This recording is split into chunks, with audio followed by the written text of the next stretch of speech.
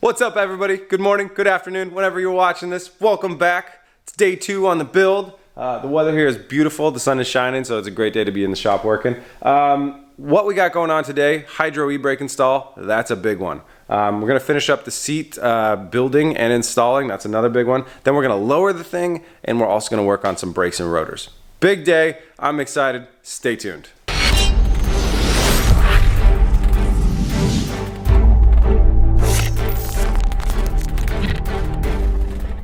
First thing that I'm going to be doing to get the day started is finish up the seats. So those were tack welded, and then we did a test placement. Everything's great with the way they fit. So now I'm going to go ahead and pull this seat back out of the car and fully weld it up all the way around.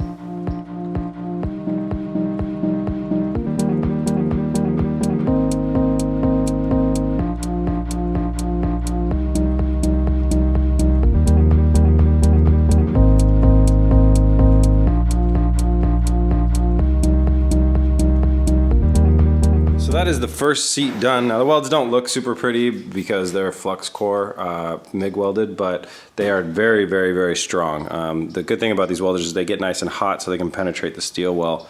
Looks like I might have even warped some right there. So anyways, what we got going on, the way that we did this is the prior frame rail is connected kind of like that, like across the seat to these structural pieces. So we left all the structural pieces, took some steel, went across that way, and then we took our next frame rail and went across that way. Everything's welded to itself, so there's kind of welds on both sides of everything. We'll make it nice and sturdy and strong and very safe, which is the most important part. It should actually be a lot stronger than the stock. Yeah, I think it will for sure. So now we're gonna go ahead and install this one into the car, and I'll start working on the other one.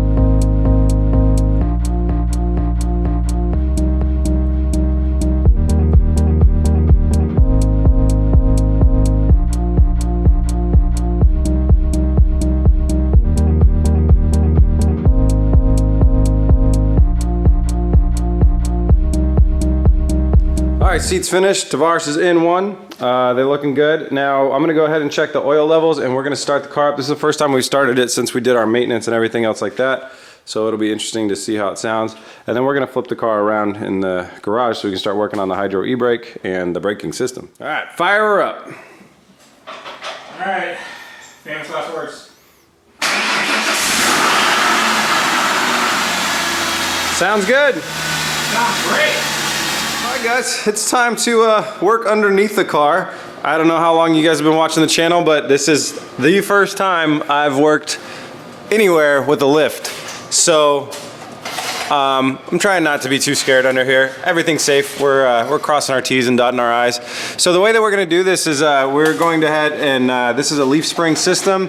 And it's a monoleaf, and we're going to go ahead and put a block in right there. So that requires raising the car up and then adding a little bit of pressure to this diff and a couple little things like that. But I'll just put the camera on time lapse, and if I die, you'll never see this episode.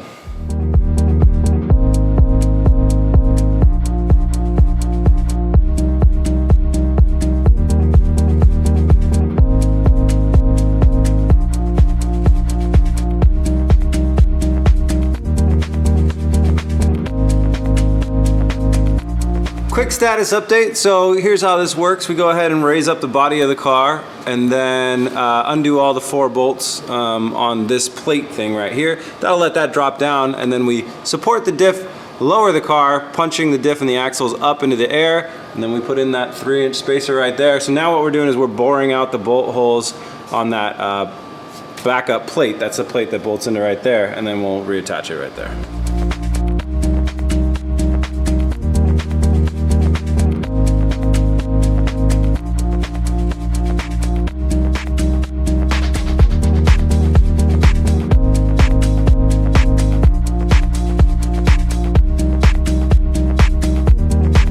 Blocks are installed. Lowering blocks are installed. Let me show you how ridiculous it looks. Welcome to your Ford Explorer. This is what we need to do, guys. So front's still, we're gonna work on the fronts next, but we got the back nailed. That's drift spec right there. Next up, it's getting a little bit late, so Freddie's gonna start working on the front, and apparently there's some torsion bar, beam, flippity flop stuff going on up in here, and watch Freddie's channel to find out what that looks like. And we are gonna jump under here and start working on the hydro e-brake.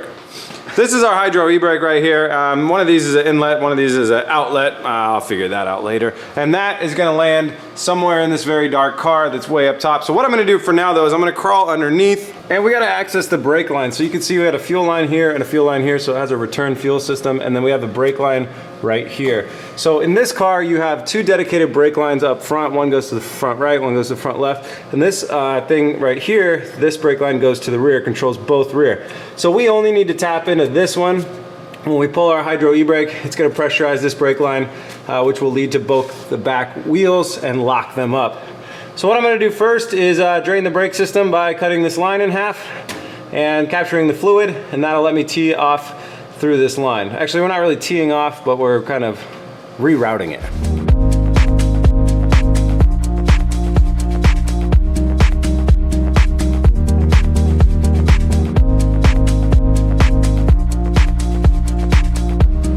I went ahead and cut the brake line. I would not advise using a cutoff wheel for that, but if you have no other tools, then have fun. It didn't leak at all, so that's a good sign that the brakes are holding things. I don't know. Anyways, so what I gotta do next is go ahead and flare both of these out, use our adapter fittings to go onto our extra stock of brake line, and then go ahead and feed it up into the cabin. So that's what you're gonna see me do next, is I wanna get a bunch of length running into the cabin to where we're gonna do the hydro e-brake. Same for both sides. This has got to go to the e-brake, and this has got to go to the e-brake.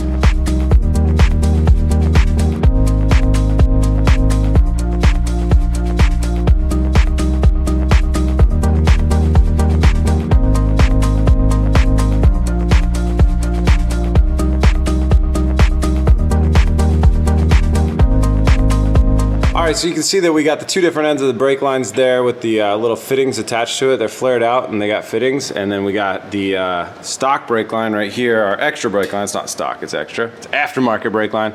We got a bunch of that all coiled up and ready to be attached right here. So what I'm going to do next is right up there, again, sorry about the blackness, you can see that little bit of light right through there. That's the hole that we're going to go up through, and I'm going to start feeding from here and up around the drive shaft and up into there.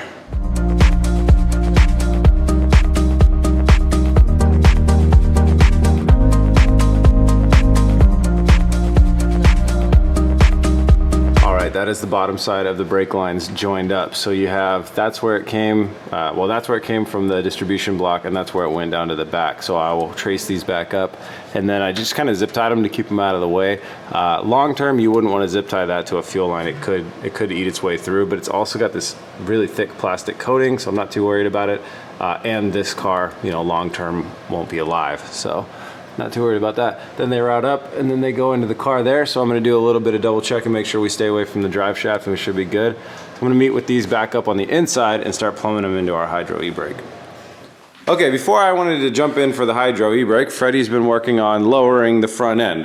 This is our first attempt at lowering the front end. So these things have a, what's that called, a torsion beam? Torsion bar suspension. Now there are two torsion bars that they're right here, and instead of struts and springs, they use these basically pieces of metal that twist, and that's what controls the ride height. And we just took the adjusters, these little adjustment bolts, out of right here. So they would usually sit right here, and they would press against that, kind of torquing it down. We just took them out, and we that's should gonna get relieve a substantial drop. Yeah, that'll relieve the pressure. So we're gonna go ahead and drop it down right now and see how it looks. Looking good so far. Oh, it's pretty damn good, dude. Yeah, and it'll level out more as we drive. It's a drastic drop though. It's almost matching the back. Awesome. So that means we almost got 3 inches. We did read online that as you drive, this will level out more, settle a little bit more. But yeah, Freddie, I think you're gonna be real happy with what you see here. That ain't bad. No, look at it compared to the back. That's a 3-inch drop over there. That's 2.5 at least. That is manageable. That is very good. And that basically took like no time at all. That's like 20 minutes. That's awesome. Just 2 bolts and it's absolutely free. Yeah, that's even if that doesn't lower down anymore, that is 100% driftable right there. Oh yeah, that's 100% better. And this improves our roll. The center of roll. Yeah, mass. Yeah. Yeah, and it actually looks a lot better. It does. It looks a lot better. I'm digging it. Boys, we lowered an Explorer. So day 2 just got like a lot more sunny. We're cheating on the days now. Here we go. We got the car lowered down. This is my area of buildability for the hydro e-brake. You can see we have the 2 wires coming, they're tubes, brake lines, coming up through here. And this is about, I'm gonna jump in there and, you know, like test fit with my body and all that good stuff, but that's roughly where we wanna mount the hydro e-brake. Definitely wanna plumb it before we weld it in. One thing that you guys might be thinking about is like, why are there 2 of these? Well, if you wanna keep ABS and run in line with 2 rear brake lines, you might buy one like this. But since this car is crazy and only has 1 rear brake line, we're only using 1 of those cylinders. So I'm gonna go ahead now and jump in that seat over there pretty much and work with these brake lines. They're gonna kind of loop up and into our cylinder. We're gonna finish plumbing that into the hydro e-brake. And then if everything works as planned, I'll be ready to weld it in.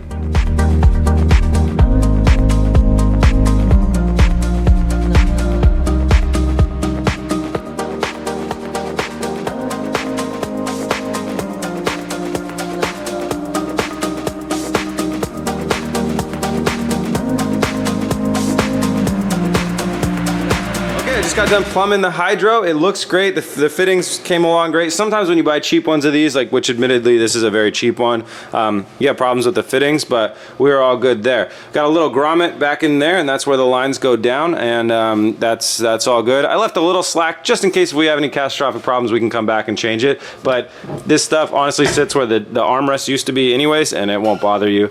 You'll see it in plenty of race cars looking like this. So we've scraped off the paint off the metal, so I can go ahead and weld it as soon as I'm ready, but I want to make sure it works mechanically before we do that. And to do that, to make sure it works mechanically, we need to bleed the entire braking system, because this will have introduced a lot of air into the lines. So we're going to bleed the whole system and then test the hydro.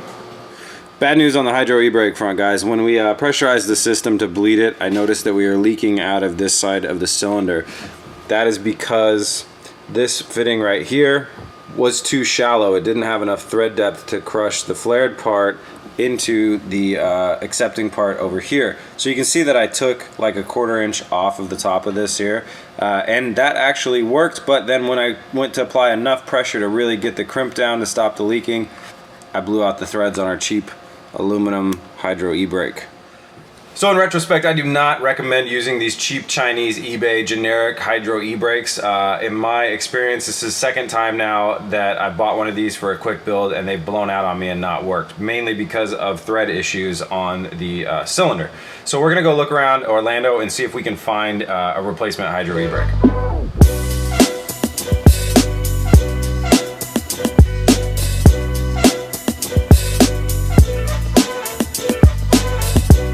Fast forward a couple hours later, we're in Juku, and they've saved our ass. It's time to go to the shop and see if we can attach all this stuff. Guys, we nailed it. We finally nailed it. Yeah. Thanks so much to Njuku for saving our asses, dude. They hooked us up with these hardware lines right here. We ran down to the hardware store and got these little guys right here.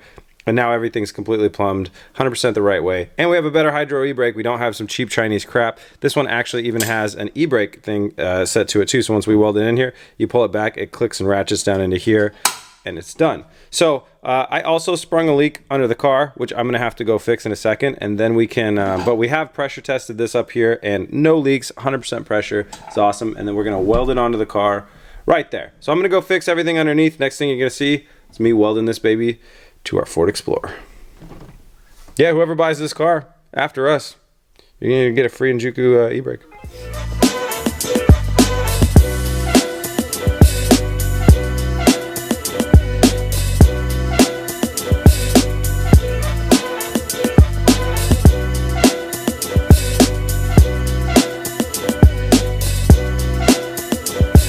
The hydro has been welded on here. It looks so badass. It's in such a great driving position.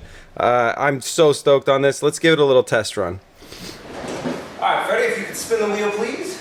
All right, ready? Yeah. Nice. All right, and with that hydro e-brake finished, what did we learn? In summary, it's best to buy the quality product first. Huge thanks to Njuku Racing for saving our ass, letting us roll down there and snag that from them. And that's it. If you like BS for Build and you like what we do here and you want to help out and support, head over to bsforbuild.com, scroll down to the shop, and picking up any of the merch there all goes to support the show. And if you like Tavares, there's a link to his channel in the description. Head over there, subscribe, watch videos. You will enjoy it. And that's it. Day 3 starts in 1 hour. See you then. Peace. Come